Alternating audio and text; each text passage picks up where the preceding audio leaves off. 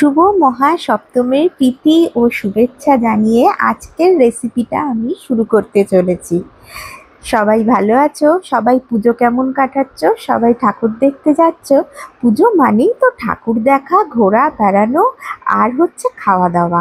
খাওয়া দাওয়ার কথায় মনে পড়লো, পুজোর দিনে যদি একটু খিচুড়ি লাবড়া ভোগ না খাই তাহলে যেন মনে হয় পুজোর খাওয়াটা যেন কমপ্লিটই হলো না।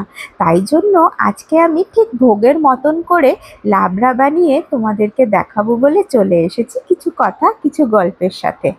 কড়াইতে তেল গরম করে তেলের মধ্যে 5 ফোড়ন, তেজপাতা আর শুকনো লঙ্কা ফোড়ন দিয়ে কেটে রাখা সবজিগুলোকে ভালো করে নুন দিয়ে আর হলুদ দিয়ে ভেজে ঢাকা দিয়ে নরম হতে দেব। নরম হয়ে গেলে পরে ওরই মধ্যে একটুখানি ভাগ করে ওর মধ্যে একটু আদা বাটা দিয়ে ওটাকে আবার ভালো করে নেড়ে চেড়ে জল দিয়ে ঢাকা দিয়ে সেদ্ধ হতে দিতে হবে।